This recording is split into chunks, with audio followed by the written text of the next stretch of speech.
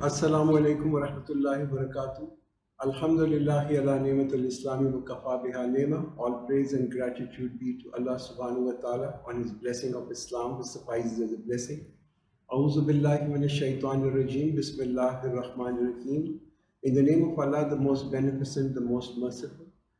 So I'd like to welcome you all on the 19th session. We are at Para 10 and we are doing Surah Anfal. We will complete Surah Anfal today and then also begin with Surah Tawbah. Now the dominant theme that you will see over here will be about the distribution of Mal Ghanimat, which is the spoils of war. We'll also look at some of the lessons from Battle of Badr, and once we complete this Surah Anfal, then we'll move on to Surah Tawbah and I'll give you a brief explanation at that time. So let's just begin with the first ayah, which is ayat number 41, and this is from Surah Anfal. وَاعْلَمُوا أَنَّمَا غَنِمْتُم مِّن شَيْءٍ فَأَنَّ لِلَّهِ خُمُسَهُ وَلِلرَّسُولِ وَذِي الْقُرْبَى وَالْيَتَامَى وَالْمَسَاكِينِ وَابْنِ السَّبِيلِ إِن كُنتُمْ آمَنتُم بِاللَّهِ وَمَا أَنزَلْنَا عَلَىٰ عَبْدِنَا يَوْمَ الْفُرْقَانِ يَوْمَ الْتَقَى الْجَمْعَانِ وَاللَّهُ عَلَىٰ كُلِّ شَيْءٍ قَدِيرٌ. And know that anything you obtain of the war booty, then indeed for Allah is 1/5 of it, and for the messenger, and for the near relatives and orphans, the needy and the traveler, if you believe in Allah and in that which we send down to our servant on the day of distinction, which means the day of Furqan, the day when the two armies met, and Allah has power over all things. So this is a response to a question that was asked in the beginning of the surah about the division of spoils of war. And now it is being stated over here that they must be administered by the authorities of Islamic State. 4/5 of that will be distributed between those people who take part in the war. And then the share of the Prophet ﷺ is 1/5 being stated over here to be given to the relatives of the Prophet, since they were not the beneficiary of zakat. They couldn't take anything. Those who were poor, they couldn't take anything from the zakat. Now, the other thing that you will find relevant over here is we send down on a servant on a day of distinction, the day of Furqan being mentioned over here. So the day Battle of Badr was fought, that was described to be a day of Furqan, which means a day when truth was distinguished from falsehood. When a very small, poorly armed group fought with an army which was well equipped, 3 times its size, and won. And this single battle, while it was small from a historical point of view, but it changed history. And this seemingly insignificant conflict that took place at that time had such a far-reaching consequences, and it seems to answer the question in that was given, or was asked, or the prayer that was asked by Abu Jahl before he was leaving Makkah. And as I mentioned earlier, he went to Kaaba and he prayed over there that whoever is on truth, he should be a victor, and the falsehood would perish. And actually this prayer was almost like an answer to that, and so we know who the victor was and who perished. And remember, when you were on the near side of the valley and they were on the further side, and the caravan was on the lower ground than you, and if you had made an appointment to meet, you would have missed the appointment, but Allah sought to accomplish what He has ordained, that those who perished would perish upon evidence, and those who lived would live upon evidence. And indeed Allah is hearing and knowing. Nothing happens by chance. And that's what this ayat is telling us. Nothing happens by chance. It may appear to be a coincidence that the two armies met, but this was as per the plan of Allah. It was not by a chance. Then this ayat also says that those who perished would perish upon evidence, and those who lived would live upon evidence. The believers who fell martyred died consciously of dying in Allah's cause. They wanted to be martyrs, and so they died in Allah's cause. Those who survived, and they could clearly recognize that the hand of Allah in this victory in Badr. While the dead among the disbelievers, they gave away their life for nothing, and those who survived this battle, they realized that the crushing defeat that they had received in the hands of such a small army was due to something infinitely greater than the valor of Muslims. The strength of Muslims was too small for them not to be defeated, but there has to be something there which is greater than this small army. So the companions, this is kind of a making clear, the companions, they were initially under the impression that when they left Medina in this small army that their objective was this trading caravan. And this trading caravan was relatively weak. And some of these people were actually quite dismayed when they found themselves facing with coming to face with the very powerful Quraysh army, because this they didn't think. They thought that they're really going after the caravan. And Allah showed them to you in your dream few, and if He had showed them to you as many, you would have lost courage and would have disputed in the matter, but Allah saved you. Indeed, He is the knower of what is in the hearts. So this is referring to a dream that our Prophet ﷺ had before the Battle of Badr, which he narrated to his companions. In this dream, Allah subhanahu wa ta'ala showed the enemy as weak, not just in numbers, but more so in the strength. And when He showed them to you, when you met, as few in your eyes, and He made you appear a little in their eyes, so that Allah might accomplish a matter already destined, and to Allah all matters return. So at the time of encounter, the Muslims could no longer be in doubt about the great number of enemies. Obviously, somebody who is 3 times your size, your eyes will not be deceptive. You will see them. But at the same time, they were full of so much of courage. They were so motivated, so much they wanted to have this fight, that this enemy, despite the numbers being great, they almost appeared insignificant to them. And they were very confident right from the word go that they will overpower them without any difficulty. The Quraysh army, on the other hand, they were conscious of their huge military strength, their material superiority, and Muslims appeared very little in their eyes. They thought, oh, these people are so small, we can overrun them in no time. But this was a mistake. And it was a deadly mistake, which it would ultimately cost them not only the battle, but would also cost them great number of lives. O you who believe, when you encounter an army, stand firm and remember Allah fervently, that you may be successful. Now this is a guiding principle for the believers. First, to be firm in any battle, just stand firm. And the other thing is to be conscious of Allah, to remember Allah. And obey Allah and His Messenger, and do not dispute with one another, lest you lose courage and then your strength would depart. And be patient, indeed Allah is with the patient.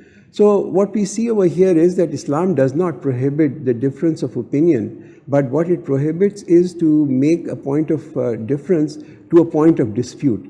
So accept the decision of the leader after they have been made. While the decision has not been made, we should give our opinion. If our opinion differs from the opinion of other people, that's fine. There can be a difference in point of view, but the fact is it should not lead to a dispute once a decision has been given. And do not be like those who came forth from their homes insolently to be seen by people and avert them from the way of Allah. And Allah surrounds what they do. So again, the punchline of this ayat is, don't go to any war, in a boastful manner, in a sort of a boasting and thinking that proud and haughty way, and leave your places thinking that we are doing this for the sake of glory and with arrogance. And remember when Shaitan made their deeds pleasing to them and said, no one can overthrow you today from among the people, and indeed I am with you. But when the two armies sighted each other, he turned on his heel and said, indeed I dissociate myself from you. Surely I see what you do not see. Indeed I fear Allah, and Allah is severe in punishment. So this attitude of pomp, the attitude of pride and arrogance, these are all schemes of Shaitan. This is just about Shaitan. This is the insinuations of Shaitan. He gives false comfort to his followers, and then when these followers are fully committed, he just leaves, as he had said over here. He turned on his heel and he left, and he said, I dissociate myself with you. And that's the nature of Shaitan. When the hypocrites and those in whose heart was a disease said, their religion has deceived them. But whoever puts trust upon Allah, then indeed Allah is mighty and wise. So the disbelievers, they understood why the Muslims are fighting, why the Muslims are toiling so much, because this is a war of ideology. It's a different religion. So they are fighting for a cause. But the hypocrites couldn't understand why Muslims are fighting, because for them, they only wanted their wealth and their life to be protected. And if you could but see when the angels take the soul of those who disbelieved, while striking their faces and their back and saying, taste the punishment of the burning fire. So this is just the beginning. This ayat says, taste the punishment of the burning fire. This is just the beginning, so taste it. This is just a kind of an appetizer. The main course is going to be served little later. And this is a clear indication of the pains that the disbelievers will experience at the time of death. That is for what your hands have sent ahead, and because Allah is never unjust to His servant. So this is your earning. That's what Allah is telling them, not accepting the truth despite clear signs due to only pride and arrogance, and then you became the protector of falsehood. As the way of the people of Fir'aun and those before them, they disbelieved in the signs of Allah, so Allah sees them for their sins. Indeed, Allah is powerful and severe in punishment. So there is a similarity in the azab that was given to Quraysh and the azab that came on to Fir'aun. The common thinking between these two people is pride and arrogance. So anytime people behave with pride and arrogance, they may not be in the time of Fir'aun or the Quraysh, they will meet similar ends. That is because Allah does not change the blessing which He has bestowed upon a people until they change what is within themselves. Such an important ayat. And indeed, Allah is hearing and knowing. So this is the law of cause and effect. The law of cause and effect, which Allah has decreed on all His creation, all the creation. This rise and fall depends of people because of their akhlaq, because of their moral quality. And this is also true for people, and it is also true for civilization. It is our moral quality which will determine if we rise, and when people rise, civilizations rise. And the same is true when they fall. As the way of the people of Fir'aun and those before them, they denied the signs of their Lord, so we destroyed them for their sins and drowned the people of Fir'aun, and all of them were wrongdoers. Indeed, the worst of the living creature in the sight of Allah are those who disbelieve, and they will never believe. So disbelievers are really degrading and unworthy near Allah. Even if from the worldly standard we give them high respect and fame. Like people give lots of respect and fame to Fir'aun. They visit Egypt, they see all these bodies preserved and the huge, the pyramids over there, and they're full of awe. This is not about awe. These people are unworthy. We need to take ibrat from them because they are degrading and unworthy near Allah. The ones with whom you have made treaty, but then they break their pledge every time and they do not fear the consequences. So treaty is very important. I think Islam gives so much importance because for a treaty, this is the trust in building block of any relationship. When you have an agreement with each other, both individually or as nation, it is this trust which makes us civilized. It's this trust which makes us cultured. Breaking a trust will always result in anarchy and lawlessness and disorder in our homes, in our societies, and in countries. So law for protection and preservation of treaty is given huge importance in Islam. Now on the migration from Makkah to Medina, when our Prophet ﷺ arrived in Medina, the first people whom with our Prophet ﷺ entered into alliance was the Jews, because our Prophet considered them to be much nearer to Islam than the mushrik, because they also had a book and a Sharia very similar and close to what Islam was teaching and preaching. But these Jews then became the main source of arms suppliers to Makkans. And they continued to supply arms to them, although there was a treaty between them and Muslims. And then, you see the real treacherous nature of these people when we will discuss this Battle of Trench, where they actually clandestinely supported the enemy while Muslims were in a state of war. So if you gain dominance over them in war, then deal with them so as to strike fear in those coming after them, that they may remember. Now, if they disregard the treaties, then fight them and inflict exemplary punishment on them. If you fear betrayal from a party, throw their treaty back at them, putting you on equal terms. Indeed, Allah does not love the traitors.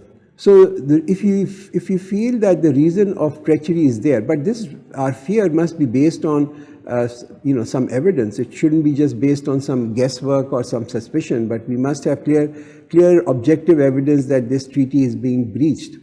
Now, clear rules for breaking a treaty is that throw the treaty openly before them.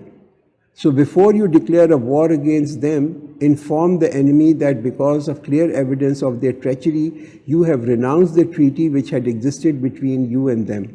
Now the moral over here is don't shoot first and ask questions later. Principle is do not behave treacherously towards those people who are treacherous to you. That's the moral. And let not those who disbelieve think that they can outstrip. Indeed, they cannot frustrate Allah's plan. So if a treaty has been broken on equitable terms, now warning to the disbelievers that they will not be able to frustrate Allah's plan. And prepare against them with force you can, and steeds of war by which you may terrify the enemy of Allah, and your enemy and others beside them whom you do not know, but whom Allah knows. And whatever you spend in the cause of Allah, you will be fully repaid and you will not be wronged. So now the commandment to Muslims is to be ready with all possible measures. Use your resources, use your effort, be prepared for sacrifice, because no war is without a cost. Strong belief in promise of Allah, and that you should have, that Allah will give you a return. Open your hearts for the cause, and then open your purses for the war. If they incline to peace, then incline to it also, and rely upon Allah. Indeed, it is He who is the hearing, the knowing. So Islam actually, you can see, it desires peace. War is an exception. So if there is an offer of peace, it must be accepted. Since we can't judge the intentions merely on suspicion, if an offer is made to us, we really cannot make this as an excuse for rejecting an offer of peace. So if a party is sincere in its offer, it will be wrong for Muslims to continue the bloodbath. But if they intend to deceive you, then Allah is sufficient for you. It is He who supported you with His help and with the believers. So what Quran is telling us is, look, cross the bridges when they come. Trust in Allah, don't be trigger happy. This was such a great blessing of Allah that our Prophet ﷺ had such sincere companions and such sincere supporters and helpers. They were willing to take all the hardship. They were willing to lay down their life for the protection and safety of our Prophet, as we saw in case of Uhud. It is He who has made you strong with His help and with the believers, and united their hearts with affection. If you had spent all that is in the earth, you could not have brought their hearts together. But Allah united them. Indeed, He is mighty and He is wise. So the affection and mutual love that is now being displayed between different groups of Muslims. Now, this was because of the blessing of Islam, that Islam was able to, unite the hearts of these different tribes and different clans. Before the advent of Islam in Medina, there was an intertribal war that was raging for the past 100 years. There were two main tribes, as I had mentioned earlier, the tribe of Aus and Khizraj, and they were constantly at each other's throat. After becoming Muslim, both these tribes converted and became Muslims when our Prophet migrated. These enemies became brothers. Not only they became brothers, there was total peace and tranquility, and that was restored in Medina and the regions around it. And one of the fundamental reasons that Quran tells us over here is that they were all united under a single leadership, which was our Prophet, and then the blessing and the favors of Allah upon them. O Prophet, sufficient for you is Allah, and for whoever follows you from the believers. O Prophet, urge the believers to war. If there are among you 20 who are steadfast, they will overcome 200. And if there are among you 100, they will overcome 1,000 of those who disbelieved, because they are a people who do not understand. So this is what Islam or Quran is telling us over here, that moment is weighed. A moment is not counted. It's not the number. It's not a head count that's important. It's the level of iman and the level of commitment that is important. Now also it says, O Prophet, urge the believers to war. So, enable people to keep this courage and enthusiasm. This courage and enthusiasm can come for a fleeting moment and then go away. But as long as people are able to understand the objective, if the objectives are clear, what is the cause? This cause should become more precious than our own lives. So understanding of reality, the existence of Allah, the life after death, the reward, the fear of hereafter. Now this has far greater power than one just fighting for a country or for a nation or for a class, right? Or for wealth. Nothing is greater motivating than the love of Allah. There is no higher motivation than doing anything for the love of Allah. That's the real driving force. Now Allah has lightened the hardships for you, and He knows that among you is weakness. So if there are from you 100 who are steadfast, they will overcome 200.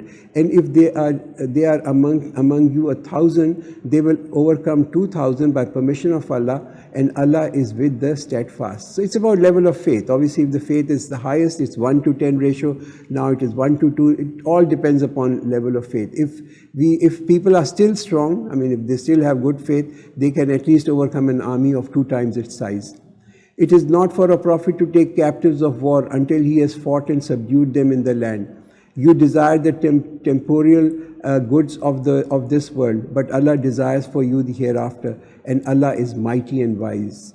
So the mission of the Prophet ﷺ was to abolish the power of disbelief, not to take prisoners. He was not here to gather mali ghanimat or take prisoners. Some of the Muslims were swayed by these worldly desires, and they wanted to attack the caravan and gather the spoils. They thought that's more important, that we will become richer, and then taking prisoners, and then the distribution of these spoils of war between themselves. Now, this sometimes can lead to a great fitna, and it leads to a great fitna if people begin to love wealth, more than what they love Islam, what they love the cause. So the whole theme of Surah Anfal is that this intense love of wealth will lead people towards destruction. Do not overindulge in this world, because overindulgence in this world will definitely cause sickness. Had it not been previously ordained from Allah, a severe punishment would have come upon you on account of what you took. So it's referring to the prisoners being taken over there, the mali ghanimat being taken over there, the focus on that. The tradition of the Prophet, there's a saying of our Prophet ﷺ, and he said that actually the punishment had approached near, but it was Allah's forgiveness that He forgave the believers. So eat of the lawful and wholesome that you have acquired in the war, and fear Allah. Indeed, Allah is forgiving and merciful. O Prophet, say to whoever is in your hands of captives. O Prophet, say to whoever is in your heart of the captives, if Allah knows any good in your heart, He will give you something better than what was taken from you, and He will forgive you, and Allah is forgiving and merciful. But if they intend to betray you, then they have already betrayed Allah before, and He will give you power over them, and Allah is knowing and wise. Indeed, those who have believed and migrated and strive with their wealth and lives in the cause of Allah, and those who gave shelter and aided, they are allies of one another. But those who believe and did not migrate for you, there is no friendship with them until they migrate. And if they seek help from you for the religion, then you must help, except against the people between yourself and whom is a treaty, and Allah is seeing of what you do. So after this Sulh Hudaybiyah, there was a treaty between Muslims and the kuffars of Makkah, and at some point after this treaty was signed, Abu Jandal, he was a person who converted, a companion of our Prophet, converted, and he was in Makkah. He fled Makkah, he fled the torture by the Makkans, and he escaped, and he came to our Prophet ﷺ, and he asked permission to stay in Medina. Now, honoring the treaty, that was one of the clauses of the treaty was that Muslims of Medina will not shelter anyone who comes from Makkah for whatever reason. So honoring this treaty, our Prophet showed his inability to help him. And those who disbelieve are allies of one another. And if you do not do so, what you are being told, there will be disorder on the earth and great corruption. Now, Quran divides humanity in two groups, the believers and the disbelievers. And it removes all the differences of parentage or color of skin or race or caste or language or country or whatever. Disbelievers are friends of each other, and believers should be friends of each other. And what Quran's message is that if there is no opposition of the disbelievers, it will cause disorder in this world. But those who have believed and migrated and fought in the cause of Allah and those who gave shelter and aided, it is they who are the true believers. For them is forgiveness and gracious provisions. Now we'll do the last ayat, which we will complete the surah.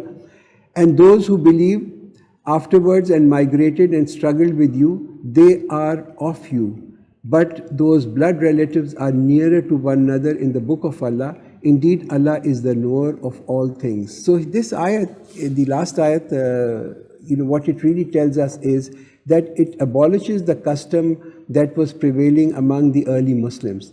Now what had happened was that when Muslims migrated, and these Muslims were called the Muhajirin, and they migrated from Makkah to Medina, the Ansars, who were the locals of Medina, they were called the Ansar, they concluded an individual kind of a symbolic tie of brotherhood, where the Muhajirin who had arrived in Medina in a state of utter poverty, they tied this ties of brotherhood, which entitled every Muhajirin to a share of property in his brother.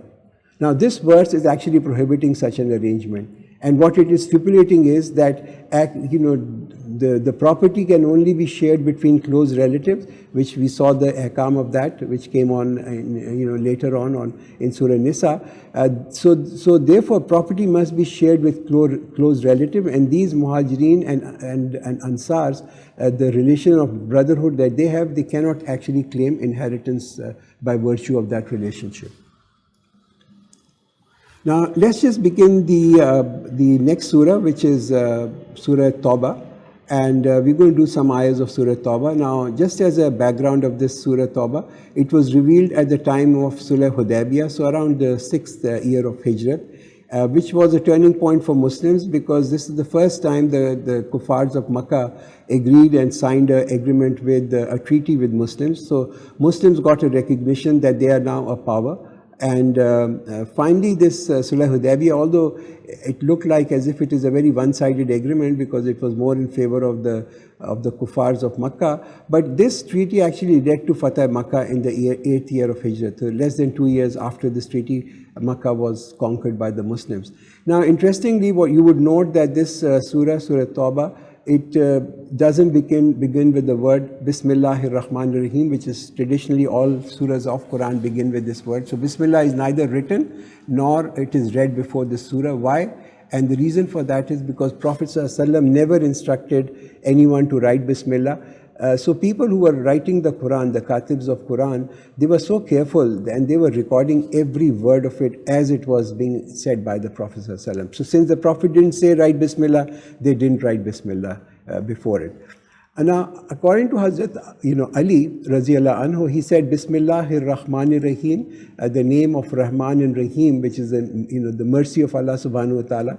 The attributes of mercy are before every surah, but this surah that has been revealed, which is referring to Surah Tawbah, has been revealed with a sword in its hand. So it's not about mercy, it's about a sword in his hand, and that's the thing that we will also see when we read the surah. So you will see the etiquettes of war, and we will talk about honoring treaties. Baratum min Allahi wa rasulihi ila alladhina ahadtum min al-mushrikeen, and this is a declaration of disassociation from Allah and His Messenger to those with whom you have made a treaty among the mushriks, among the polytheists. So referring to the treaty between Muslims and non-Muslims, the kuffar, some of these treaties were time-based. So now the message has been conveyed to people that there will be no new treaty, no new pact will be established, and neither the old pacts will be renewed. So that's the first hukum. So travel freely throughout the land during 4 months, but know that you cannot defeat Allah and that Allah will disgrace the disbelievers. So plan your move. That's what Quran is giving them a warning. Quran is warning you, Allah is warning you, plan your next move. Amazing justice of Islam, that even when Islam was now in a state of dominance, when these ayahs were being revealed, Muslims were in a real state of dominance, it still gave time to the disbelievers to take decisions. It gave them time. Travel 4 months, we're giving you 4 months. It is a proclamation from Allah and His Messenger to the people on the day of the greater pilgrimage that Allah is dissociated from the disbelievers, and so is His Messenger. So if you repent, that is best for you. But if you turn away, then know that you will not defeat Allah, and give a tiding to those who disbelieve of a painful punishment. Now there are three categories of treaties, hence the instructions according to each of these categories will be given. The category 1 and the one of the categories you will see in ayat 1 and 2 for those of the disbelievers with whom there is no treaty existing, or there is a time-bound treaty, they have not violated that treaty. So what Quran is giving them 4 months. If 4 months is given to them and that message has been passed to them. In the next ayat, we'll look at the other groups.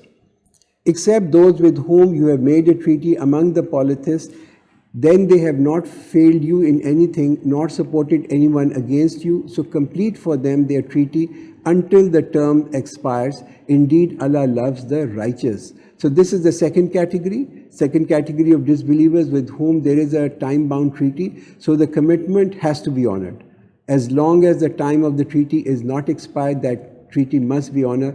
Honor your treaty, honor your commitments. No violation is permitted, no aggression to be done till the completion of that treaty. But once the treaty is completed, Quran is very clear, no new agreement is now permitted.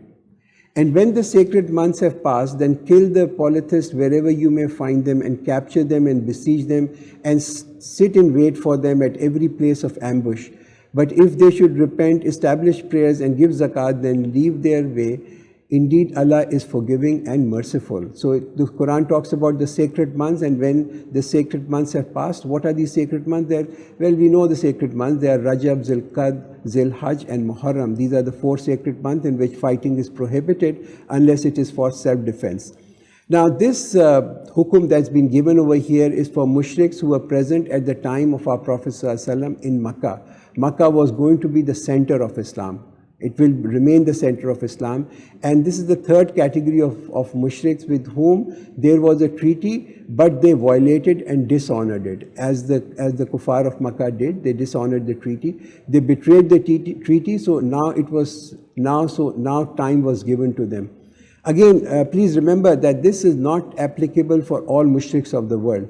This ayat is enforced for only those people who were present at the time of our Prophet ﷺ in Makkah. And if any one of the polytheists seeks your protection, then grant him protection till he hears the words of Allah. Then escort him to his place of safety. That is because there are people who do not know.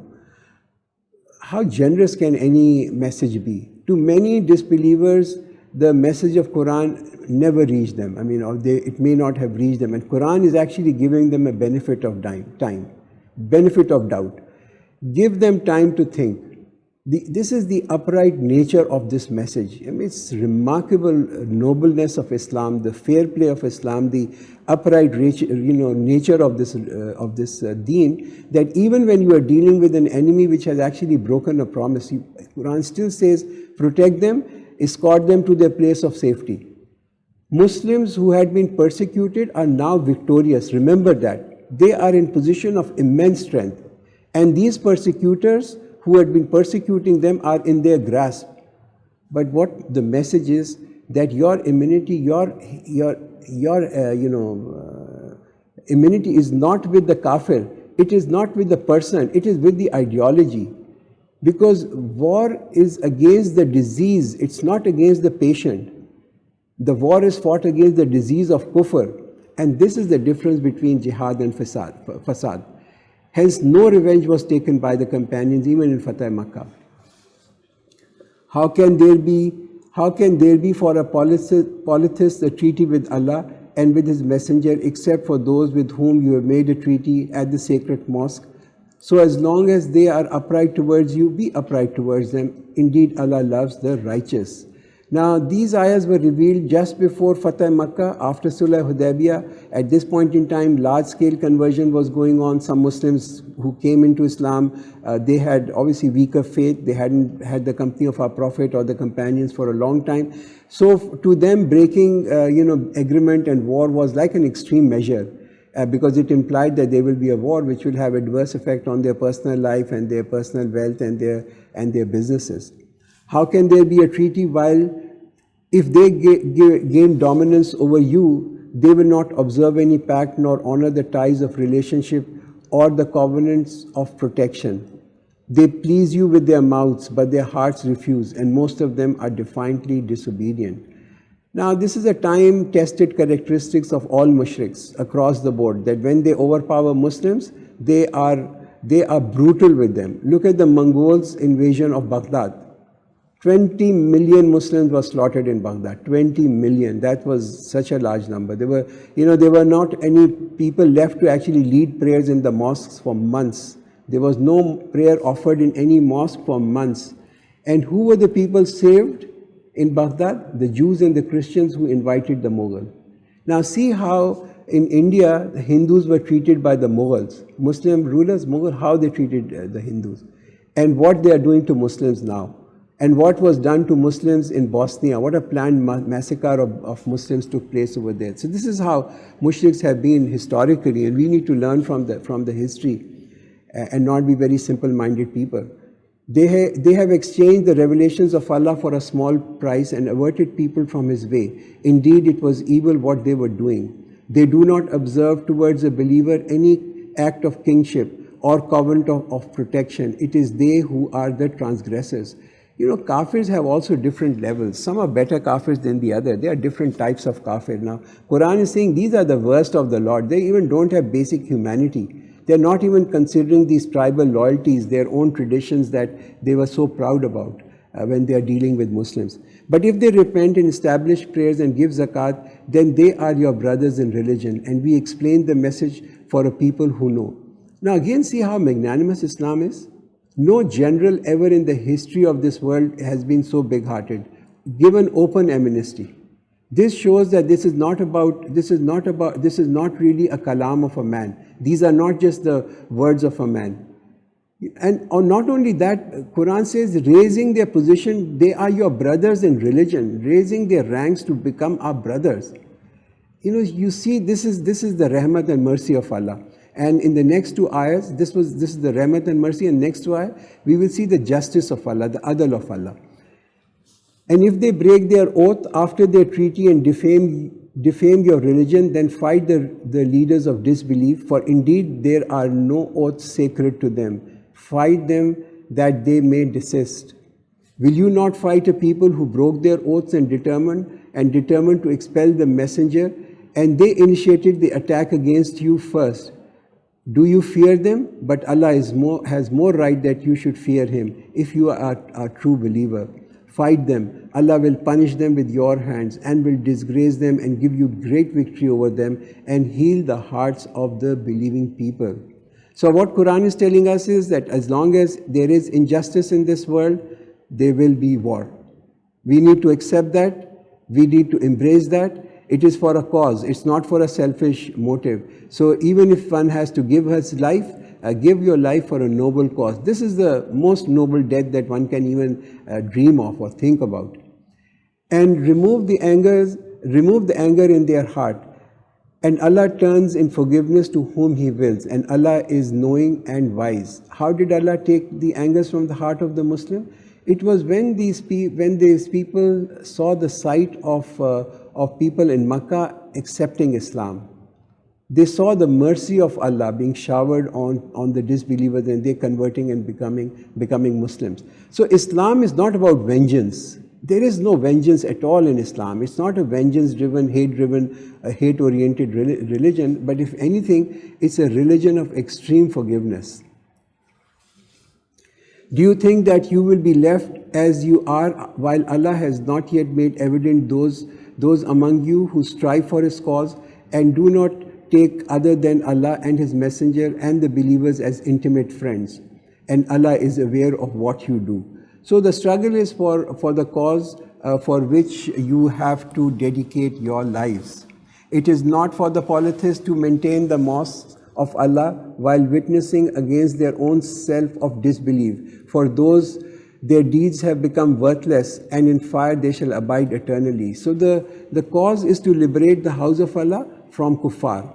The mosque of Allah are only to be maintained by those who believe in Allah and the last day and establish prayers and give zakat and fear none but Allah.